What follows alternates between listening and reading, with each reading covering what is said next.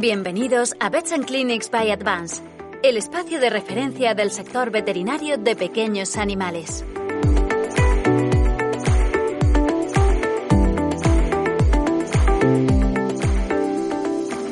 Buenas tardes, bienvenidas y bienvenidos a los webinars de Vets and Clinics by Advance. Mi nombre es Silvia Álvarez, soy veterinaria y voy a ser la persona que dinamizará esta segunda temporada de webinars, en los que volveremos a contar con la presencia de reconocidas veterinarias y veterinarios diplomados que nos traerán una gran multitud de temas de actualidad sobre perros y gatos.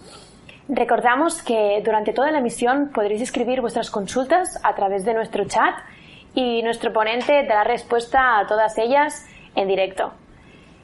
Esta temporada hemos querido añadir también todas las sugerencias que nos fuisteis enviando durante la primera edición, de forma que ahora, en el momento en que acabemos esta emisión, tendréis disponible abajo en nuestro casillero de este vídeo la presentación en PDF de nuestro ponente para que tengáis más contenido veterinario a vuestra disposición.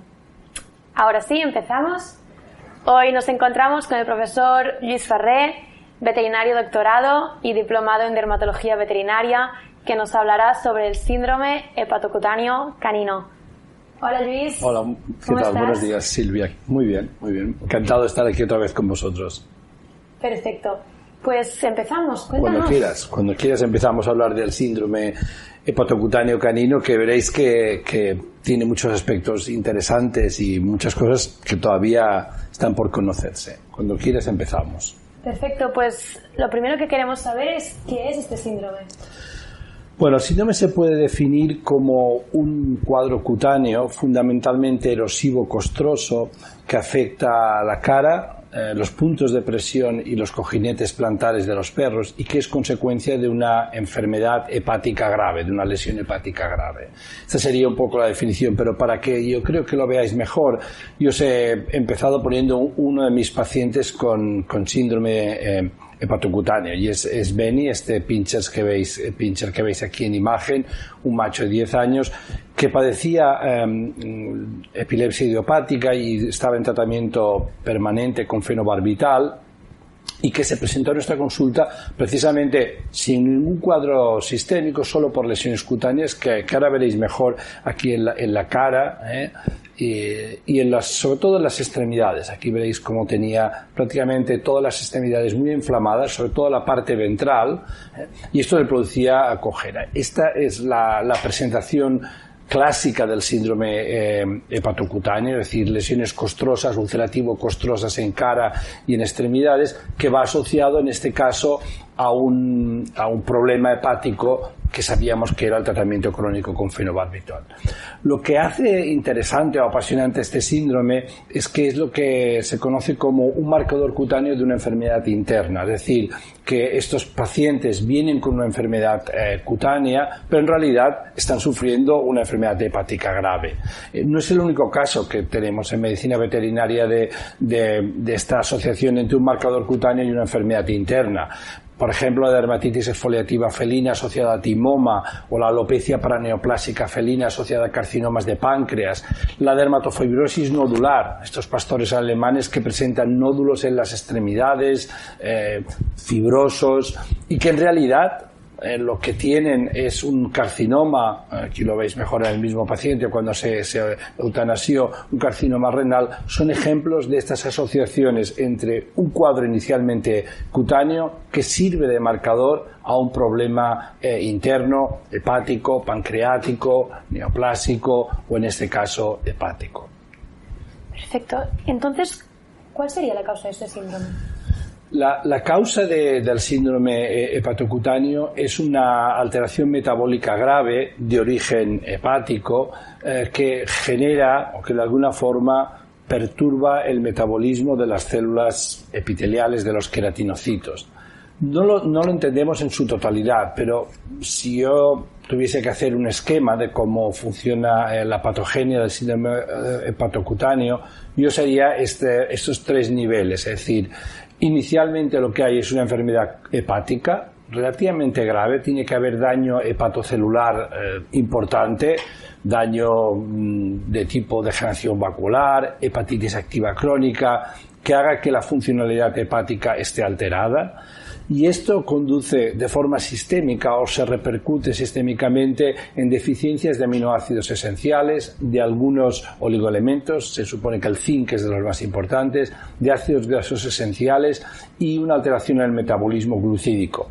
Veremos más adelante que casi una cuarta parte de estos pacientes tienen diabetes mellitus franca, clara, y la mitad más o menos tienen hiperglicemias más o menos marcadas. Este trastorno metabólico es el que hace que la epidermis tenga una renovación anormal y tenga una respuesta exagerada a los traumatismos. Por esto vemos muchas lesiones en puntos de presión. Y es lo que hace que empiecen a aparecer lesiones primero erosivas, luego ulcerativas, finalmente muy costrosas en diferentes partes del organismo. Es decir, que esta sería la secuencia de lo que ocurre. Es decir, la lesión hepática cambia el metabolismo o altera la funcionalidad de hepatocelular. Esto se traduce en deficiencias de aminoácidos y oligoelementos, y uno de los tejidos que más sufre es la epidermis, que es un tejido de rapidísima renovación. Y Luis, cuéntanos, frecuentemente la gente asocia este síndrome con la dermatitis necrolítica superficial. ¿Podemos hablar de ellos como si fueran una misma patología? Sí, yo diría que en parte sí. Es decir, son dos términos que se utilizan muchas veces como sinónimos, aunque si somos muy estrictos no lo son. Es decir, si hacemos una ordenación de estas dos enfermedades, podemos decir que la dermatitis necrolítica superficial es este cuadro dermatológico que hemos descrito. Erosiones, ulceraciones, costras que afectan a puntos de presión, a la cara, frecuentemente a los cojinetes plantares. Y las causas de esta dermatitis necrolítica superficial pueden ser varias. La más frecuente en el perro es la que llamamos el síndrome hepatocutáneo, que lo tenéis aquí, en lo que yo he marcado con esta línea roja. Es decir, esta es la causa más común en la especie canina de la presentación de esta dermatitis necrolítica superficial. Es decir, una enfermedad hepática grave, degeneración vacular hepática por tóxicos, hepatitis activa crónica inmunomediada, cirrosis como resultado de las anteriores, toxicidad crónica. En el caso del fenobarbital está muy bien descrita por fenobarbital o por otros fármacos hepatotóxicos que conduce a este problema. Ahora, es verdad que otros trastornos metabólicos, sobre todo que afectan al metabolismo glucídico y al metabolismo de los aminoácidos, se ha visto que pueden producir el mismo cuadro clínico, y por esto hay casos descritos en la literatura de glucagonomas, de insulinomas, que llevan a la dermatitis necrolítica superficial. Claro, en este caso, en el del glucagonoma o del insulinoma, no le podemos llamar síndrome hepatocutáneo, porque no hay afectación hepática. Hay una afectación, en este caso, pancreática o del metabolismo glucídico.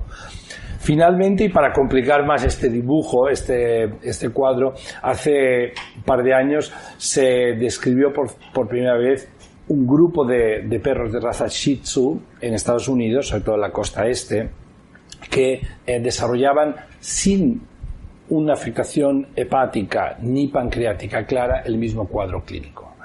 El artículo se publicó en una revista, en fin, de reconocido prestigio, el Journal of the American Veterinary Medical Association, y además no eran uno o dos perros, sino que reportaban 31 Shih Tzus con este síndrome, y decían que estos perros desarrollaban este cuadro de una forma espontánea, y lo más interesante es que eran capaces de hacer un pedigrí y asociar genéticamente a todos los perros, o a la gran mayoría de los perros afectados. Es decir, que había también la posibilidad de, por algún defecto genético que no conocemos, estos pacientes desarrollen el cuadro clásico. Y yo he tenido algunos de esos pacientes cuando trabajaba allí en Boston, presentan un cuadro hepatocutáneo idéntico al que se presenta en el síndrome hepatocutáneo normal. Aquí tenéis uno de estos Shih Tzus, no tiene signos sistémicos, tenía unos 6 años, era relativamente joven, y fijaros que empieza a presentar lesiones costrosas en los labios, esto es la mucosa oral y veis el labio que está afectado. los cojinetes plantares empezaban a estar dolorosos, hiperqueratóticos, que es bastante característico, y sobre todo algunos de ellos ya estaban inflamados o dolorosos. Empiezan casi siempre en los cojinetes y en la cara estas lesiones. Es decir, que la dermatitis necrolítica superficial es esta presentación cutánea característica y puede tener como causas un problema hepático, y en este caso le llamamos síndrome hepatocutáneo, un problema pancreático o metabólico, o en el Shih Tzu al menos puede ser de origen genético. No sé si me he explicado bien. Sí, perfectamente. Es que es complicado y es verdad que se utiliza a veces de forma más o menos indistinta los dos términos cuando no lo son al 100%. Qué detalle, perfecto. Entonces nos has hablado de la clínica de estos animales, pero yo como veterinaria, ¿cuándo empezaría a sospechar de que un animal presenta este cuadro? Bueno, si ahora vamos a lo que es lo más práctico, ¿no? Es decir, un veterinario que está en una clínica, ¿cuándo lo tiene que sospechar, ¿no? ¿Cuándo tiene que pensar? Yo diría, el síndrome hepatocutáneo no es una enfermedad muy frecuente, no es una enfermedad que vais a diagnosticar cada día en la clínica, no es la dermatitis atópica o una pioderma superficial, es una enfermedad menos frecuente, pero es una enfermedad que se ve en las clínicas veterinarias, ¿no? En general suelen ser, tenéis que pensar en ella en perros de edad media avanzada, yo diría entre 6 y 10 años, 12 años es cuando se presenta con este problema.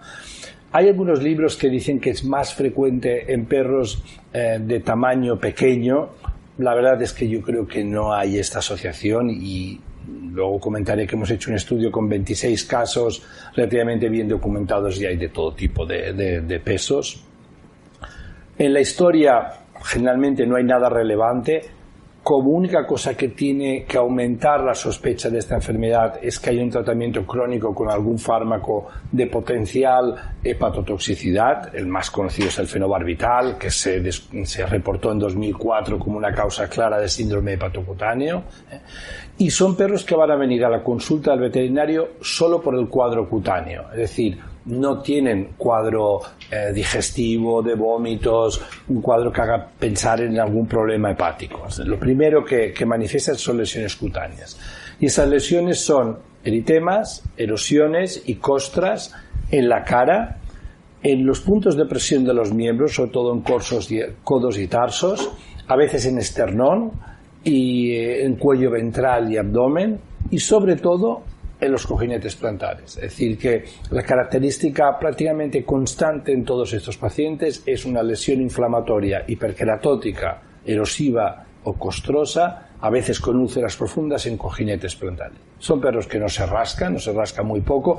Si se quejan de algo es del dolor al caminar. Yo antes os he puesto el caso de Benny, ahora lo veremos mejor.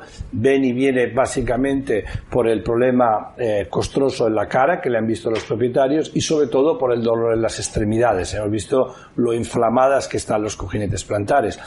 Hay que pensar que la zona del cojinete es diferente dermatológicamente a todas otras zonas cutáneas. No hay folículos pilosos, por tanto no hay que pensar que aquí va a haber casos de demodicosis o de dermatofitosis o de piodermas, puesto que es una zona sin folículos, no va a haber foliculitis y no son muchas las enfermedades que generan esta afectación tan grave. Luego comentaremos un poco el diagnóstico diferencial, A veces presenta, fíjate, lesiones como estas. Este es el mismo Benny, lesiones ulcerativas costrosas en el prepucio y muy típicamente en puntos de presión de codos o de tarsos, ¿no? Este es el tarso, este es el codo.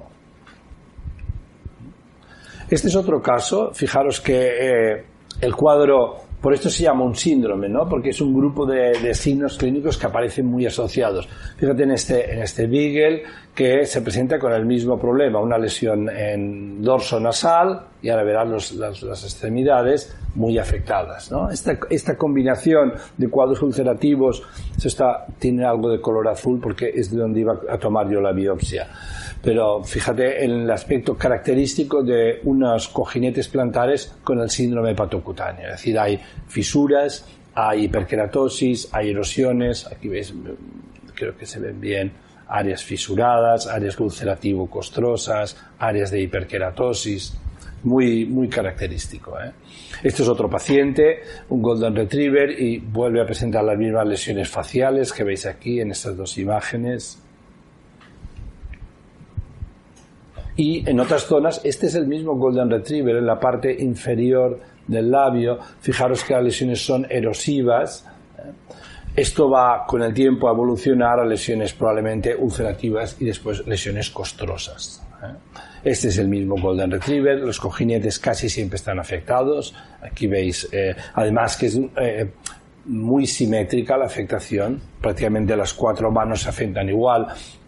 La simetría en dermatología casi siempre nos está indicando que el problema es sistémico, es decir, que no es una cosa que afecta desde fuera a una enfermedad, un contagio con un dermatofito, una lesión, sino que es algo interior que está afectando de forma más o menos generalizada el cuadro del paciente. Aquí veis, este era un cuadro muy grave el que tenía este animal. Aquí hay lesiones erosivas con un borde más costroso, los cojinetes inflamados. Este es el codo, tiene las lesiones muy características de un cuadro erosivo, costroso, algo dolorosos. ¿Por qué se producen las lesiones más bien en puntos de presión? Es una cosa que no se ha explicado del todo. Se supone que como he dicho, el cambio metabólico altera la fisiología y la renovación normal epidérmica y además hace que haya una respuesta exagerada a la presión o a los puntos de contacto, y probablemente esto es lo que desencadena la inflamación en puntos de presión. Y este es otro caso. Este es un poco diferente porque las lesiones son mucho más costrosas, es decir, este paciente llevaba bastante tiempo con tratamiento, primero para una pioderma, luego sospechaba que tenía demodicosis. En realidad, aquí ahora lo veréis, las lesiones, sobre todo faciales, son muy características del síndrome hepatocutáneo, es decir, lesiones costrosas dorsales, y después lesiones en las manos otra vez, es decir, que se repite un patrón en todos los pacientes bastante característico. Además, este presentaba curiosamente lesiones costrosas en la cola. No sé muy bien por qué, porque no es frecuente, pero es posible que fuesen traumatismos que tenía él con la cola, que hace que la respuesta sea exagerada. Y aquí veis el aspecto de los cojinetes. Estos todos son perros de Estados Unidos. Evidentemente, si ves este perro aquí en España, podrías pensar que un diagnóstico diferencial sería el de leishmaniosis, un cuadro costroso que genera cierta alopecia, etcétera, ¿no? Si descartamos la leishmaniosis, uno tiene que pensar en el síndrome hepatocutáneo cuando se producen estas alteraciones, es decir, un perro de la media avanzada, un perro que no tiene signos sistémicos, que básicamente lo que presenta son lesiones costrosas en cara y manos, y como diagnóstico diferencial, una vez definido el problema, en general se incluyen 3 enfermedades. El pénfigo foliáceo, que es bastante sugestivo o bastante similar en muchos aspectos al síndrome hepatocutáneo, porque muchas veces hay lesiones costrosas en la cara, porque hay hiperkeratosis de cojinetes plantares y hay lesión de tipo inflamatorio costroso, y por tanto encaja bastante. Una reacción adversa medicamentosa. Hay algunos fármacos que sabemos que producen lesiones cutáneas de tipo erosivo, ulcerativo, costroso, en uniones mucocutáneas, a veces en cojinetes plantares, por tanto hay que revisar la historia de fármacos de estos pacientes. Y luego, si el perro ya tiene edad avanzada, más de 7-8 años, hay que considerar el linfoma cutáneo epiteliotrópico. Es verdad que en el linfoma cutáneo puede haber más lesiones en mucosas y no son muy frecuentes en el síndrome hepatocutáneo, pero sí que la lesión costrosa nasal, la lesión en cojinetes plantares, la lesión en prepucio, en puntos de presión, se ve en muchos linfomas, y por tanto son 3 diagnósticos diferenciales clásicos. Además, si estás en zona endémica de leishmaniosis, habría que incluir la leishmaniosis como diagnóstico diferencial. Entonces, Luis, en el momento en que empezamos a sospechar que uno de nuestros pacientes sufre del síndrome hepatocutáneo canino, ¿qué protocolo diagnóstico deberíamos seguir? Bueno, La enfermedad desde el punto de vista etiopatogénico es complicada, pero su diagnóstico, si se sospecha y lo tienes incluido en el diagnóstico diferencial, no es difícil, ¿eh? Yo diría que se fundamenta en 3 líneas diagnósticas y les he puesto por orden de secuencia de realización. Lo primero es tener un perfil hemático y de orina, es decir, hacer un buen hemograma, una bioquímica sérica completa con proteinograma y de sérico completo y un análisis de orina. Esto es el inicio. Después hay que tomar biopsias para el estudio histopatológico y si todavía hay alguna duda o si se quiere hacer un trabajo completo, definir bien al paciente, hay que hacer una ecografía abdominal, ¿eh? Si empezamos por la primera línea diagnóstica, en el hemograma no se van a ver muchas cosas, como mucho una anemia moderada, no regenerativa, que muchas veces es consecuencia de la enfermedad crónica, pero que no es muy específica. Sí que es específica la bioquímica sérica, es decir, hay cosas que sabemos que si no están, prácticamente se puede descartar el síndrome hepatocutáneo.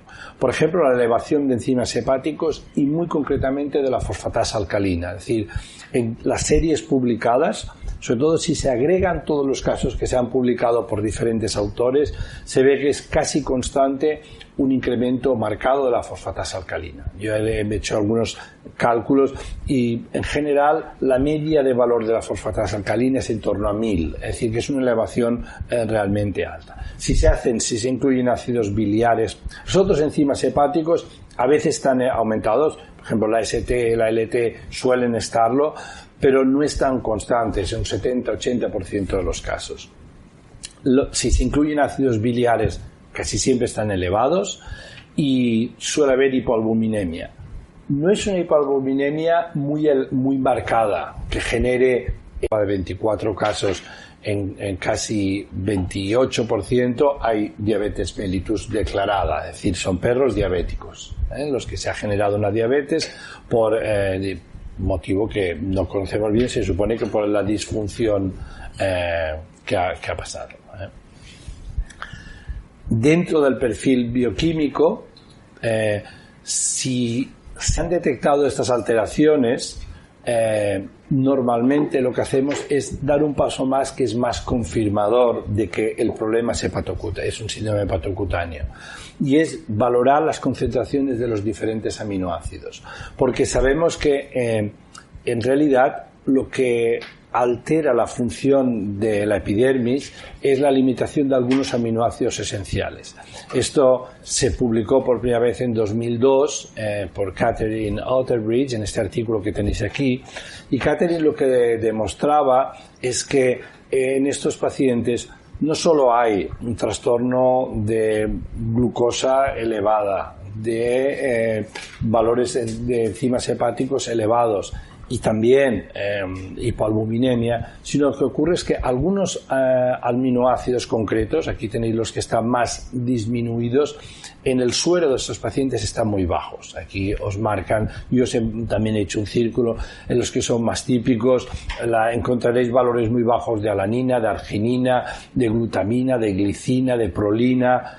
Son aminoácidos, algunos de ellos esenciales, en los que, porque el metabolismo hepático no funciona bien, este paciente es incapaz de producirlos en la cantidad necesaria por algunos tipos celulares, y esto es lo que genera el síndrome. Por tanto, si en la bioquímica normal, en el perfil básico, se detectan alteraciones ya sugestivas de síndrome hepatocutáneo, por ejemplo, hipoalbuminemia, fosfatasa elevada, ácidos grasos elevados, etcétera, hay que hacer una valoración de aminoácidos. Con esta valoración de la parte de hepática, de funcionalidad hepática, ahora nos centramos en las lesiones cutáneas. Y hay que hacer un estudio histopatológico de estas lesiones porque nos va a distinguir si esto es un cuadro de síndrome hepatocutáneo, si es un pérfido foliáceo o si es un linfoma u otra cosa. ¿Cómo se hace esto? Bien, yo diría, lo primero, como siempre que hacemos una biopsia de piel, lo más importante es elegir bien las zonas que vamos a biopsiar. Esto es la clave del éxito de una técnica que es invasiva, es cara, por tanto tiene que salirnos bien. No podemos acabar con un informe que dice, bueno, no, esto no es diagnóstico, ¿no? Entonces, ¿cuál es mi recomendación? Yo diría, hay que prepararse para tomar varias biopsias, normalmente 3, 4, 5, suele ser por punch de 6-8 milímetros, de diferentes zonas, de zonas que hemos identificado como zonas lesionales, y a cada biopsia indicar de dónde es. Este es puente nasal, codo, cojinete plantar. Es verdad que da pereza o que es un poquito engorroso realizar biopsias de piel de los cojinetes.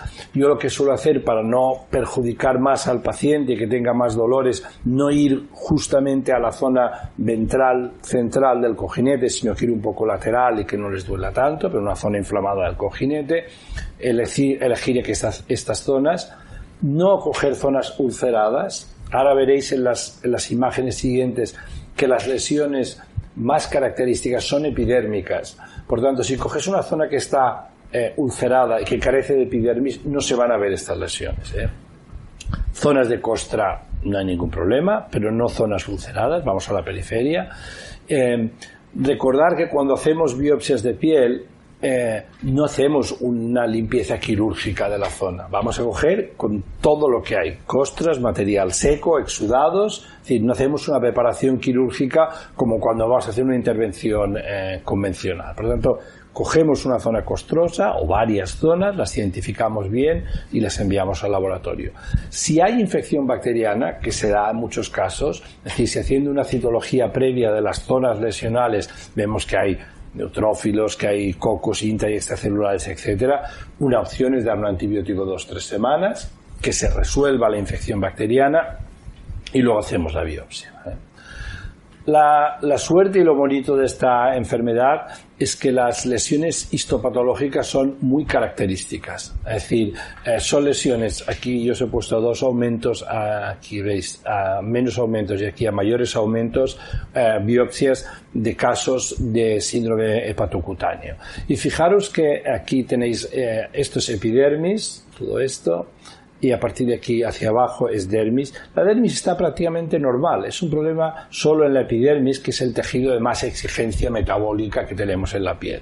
También tenemos las glándulas aquí abajo, sebáceas, que están bien.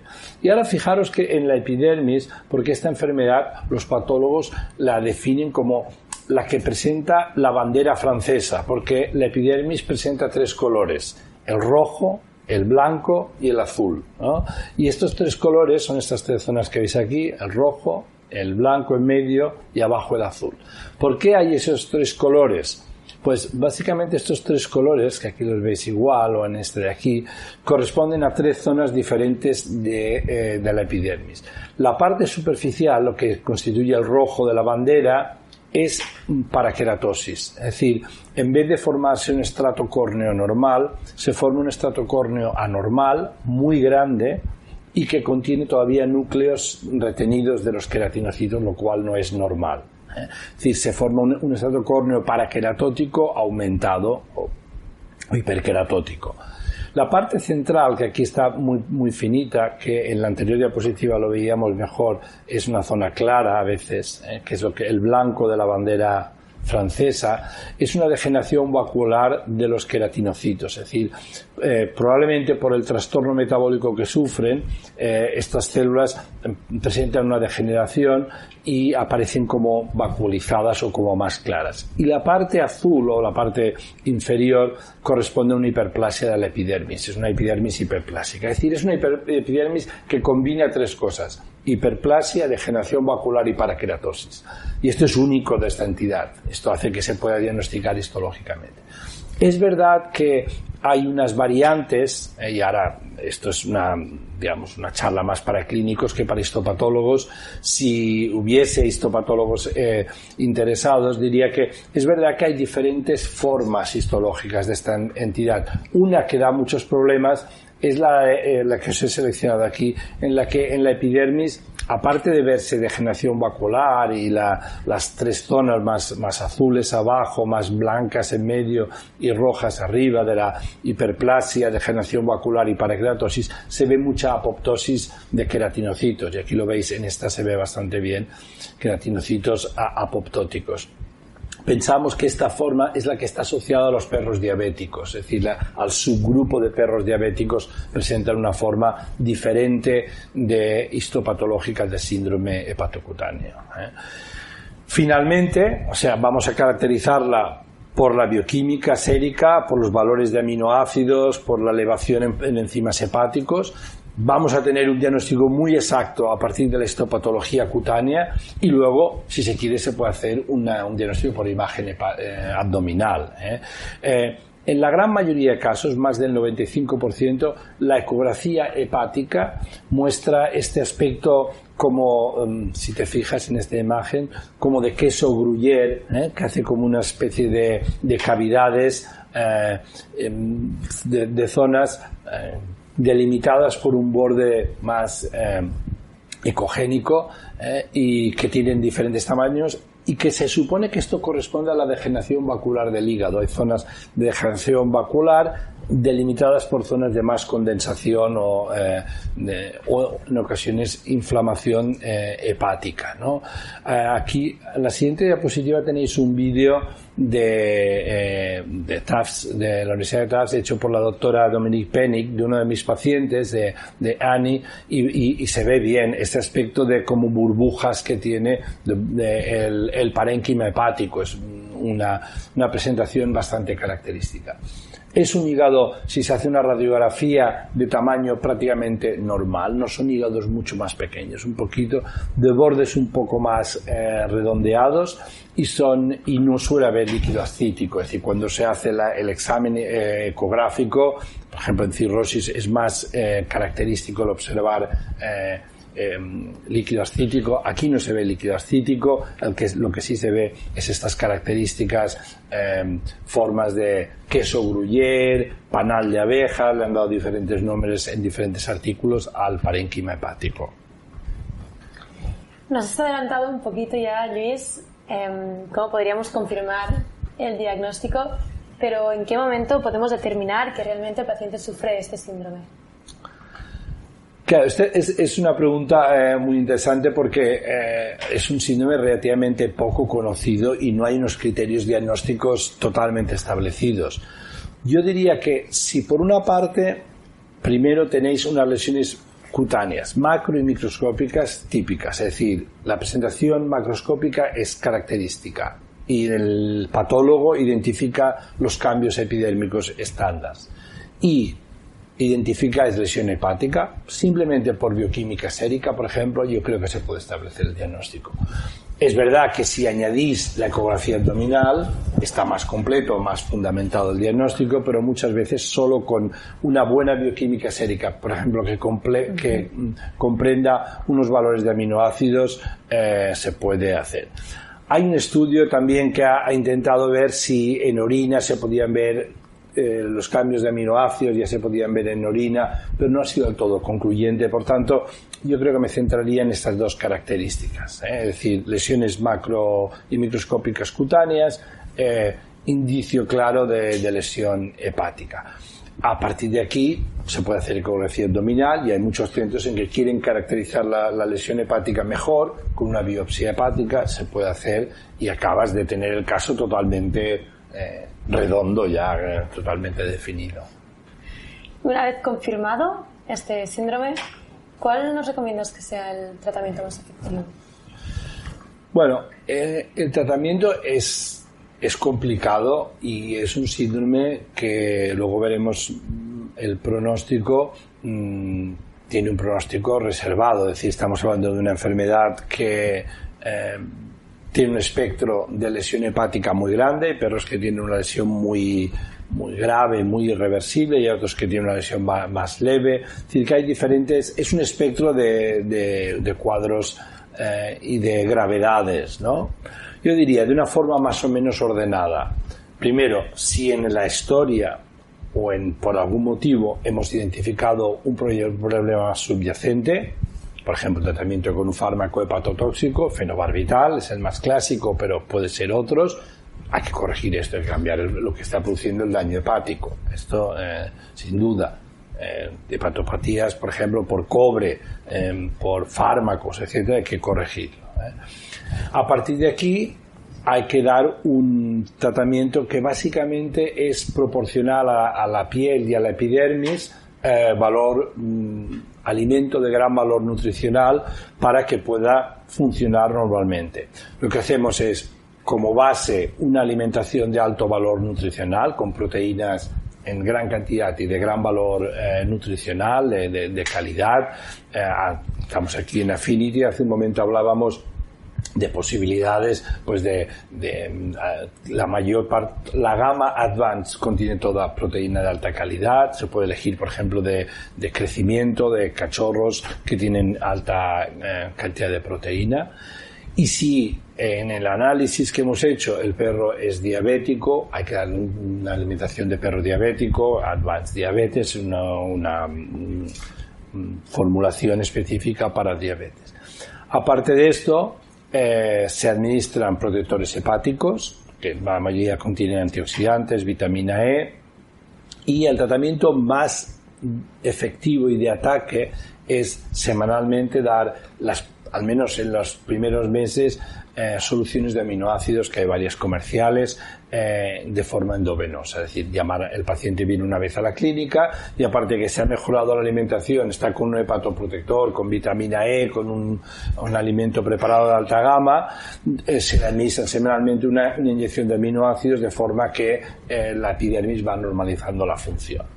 Ahora te enseño uno de los pacientes. Este era Captain, un síndrome hepatocutáneo por una hepatitis activa crónica, y aunque es de los casos más graves y más espectaculares que he visto, con tratamiento hepatoprotector, y venía cada semana ahora verás cómo tenía las lesiones muy, muy graves en la cara, en torno a los ojos, fíjate, estaba realmente afectado el paciente. Es este tipo de lesión erosiva ulcerativa costrosa y prácticamente no podía caminar. Un perro tenía tal inflamación en cojinetes plantares y en todas las manos que no se negaba a caminar.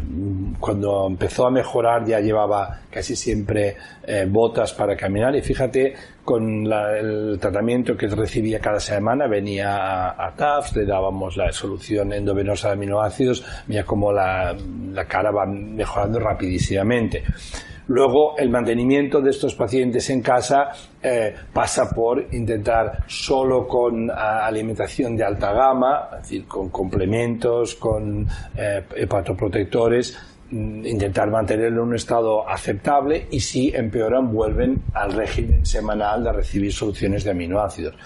Hay muchos libros que también recomiendan añadirles una yema de huevo cada día, porque dicen que el contacto también con el alimento totalmente fresco, no tratado, crudo, ayuda. Es decir, que a veces se complementa con una mezcla de huevo crudo la alimentación diaria. Y en general, si el daño que ha habido hepático no es irreversible, estos perros tienen un pronóstico aceptable. Entonces, una parte muy importante como profesionales de la clínica veterinaria es poder comunicarnos con los tutores y los pet parents de estos pacientes nuestros. En este caso, cuando hemos confirmado el pronóstico, ¿qué podríamos contarles? Bueno, es complicado explicarles, digamos, cuál es el pronóstico y cuál es la evolución que va a tener su perro. Porque, como hemos visto, es un síndrome relativamente difícil de entender y difícil de seguir, ¿no? Yo empezaría diciendo que en la comunicación con los propietarios lo primero es que entiendan lo que le ocurre al paciente. Es decir, lo que hemos visto en la piel es el reflejo de otro problema, generalmente hepático. Podría ser que en la investigación diagnóstica se encontrara, por ejemplo, un tumor pancreático, entonces hablaríamos más de dermatitis necrolítica superficial. Pero tienen que entender que el cuadro es fundamentalmente interno y que la piel sencillamente nos está enseñando que el perro tiene un trastorno, digamos, metabólico grave, y que el futuro va a depender de lo grave que es esta lesión hepática. Si el daño que evaluamos hepático es moderado y la respuesta al tratamiento es buena en las primeras semanas, el pronóstico es mejor. Es decir, lo que quiere decir, si el daño hepático está en una fase reversible, el pronóstico suele ser bueno.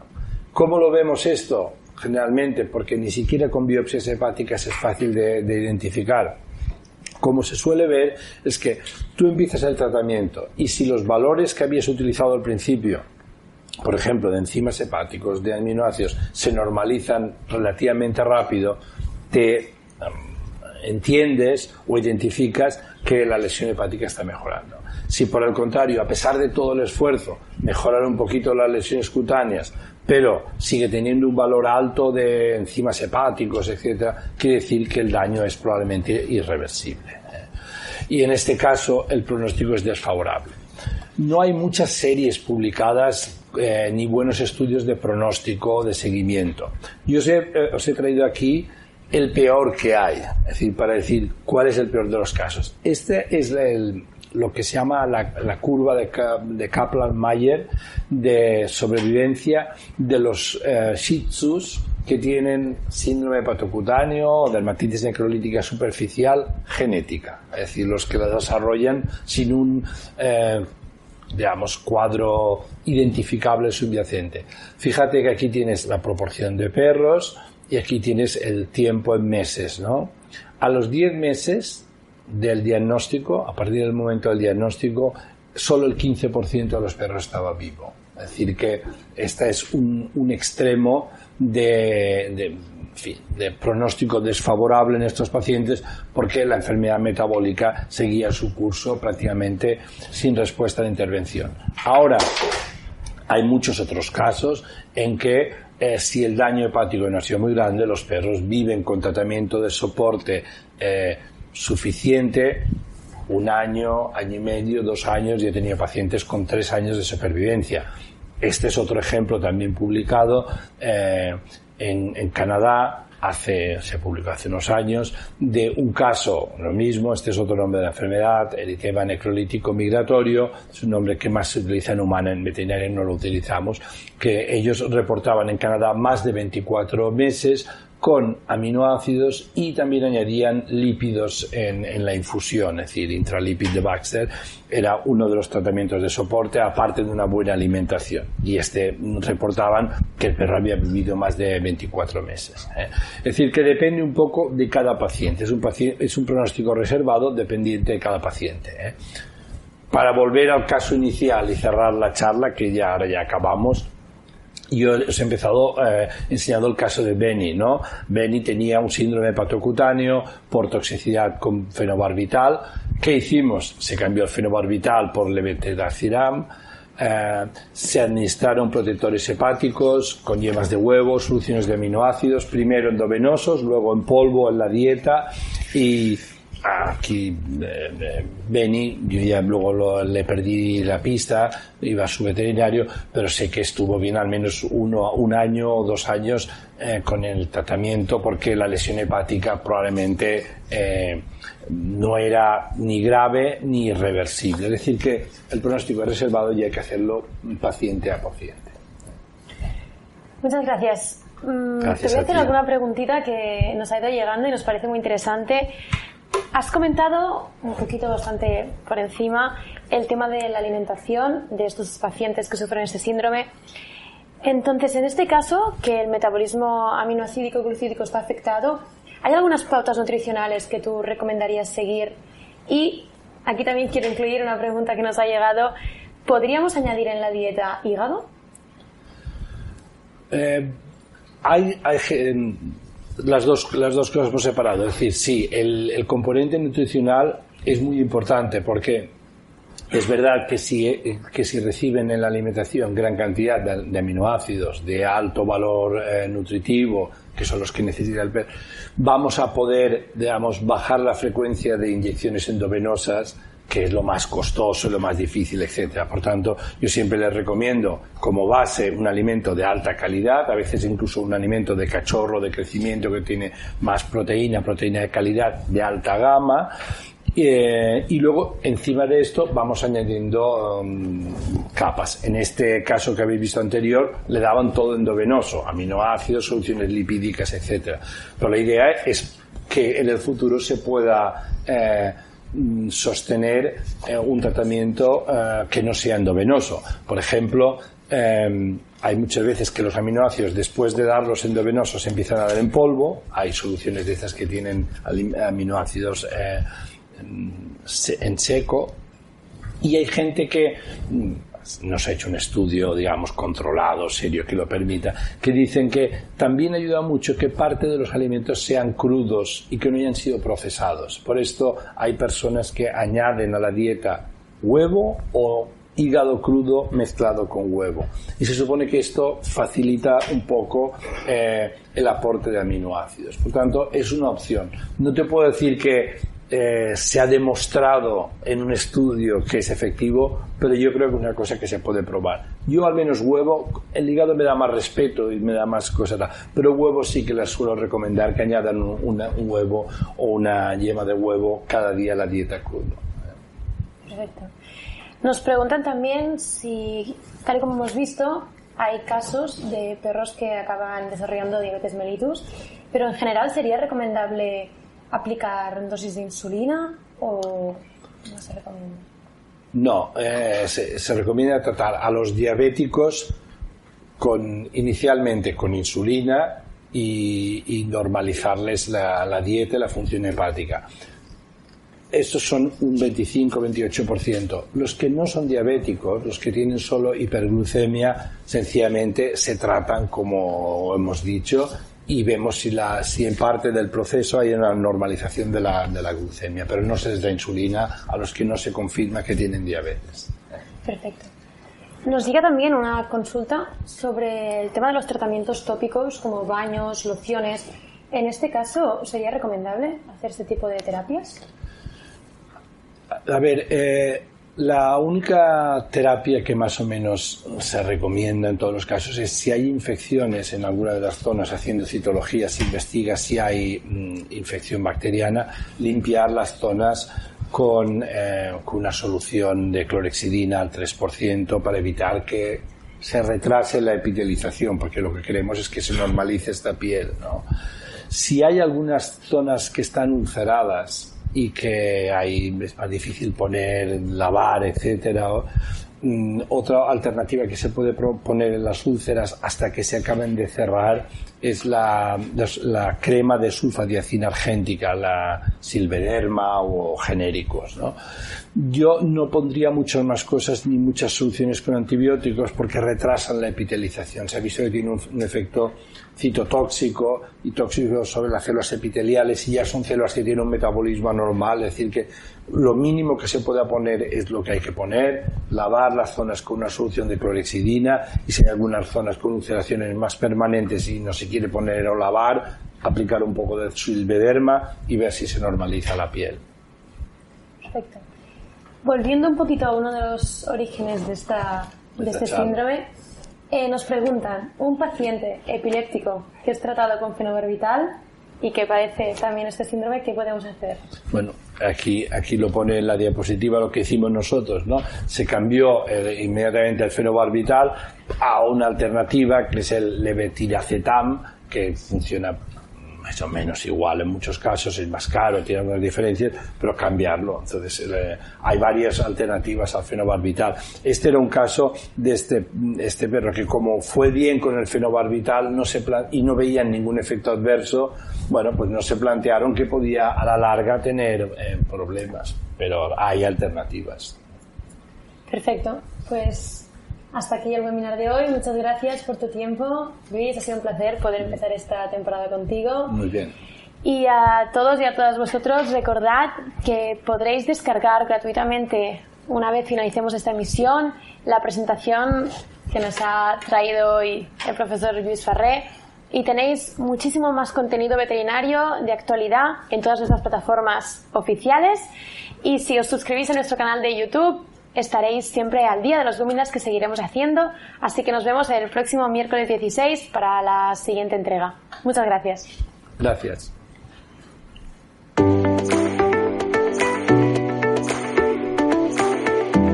Gracias por confiar en Vets and Clinics by Advance.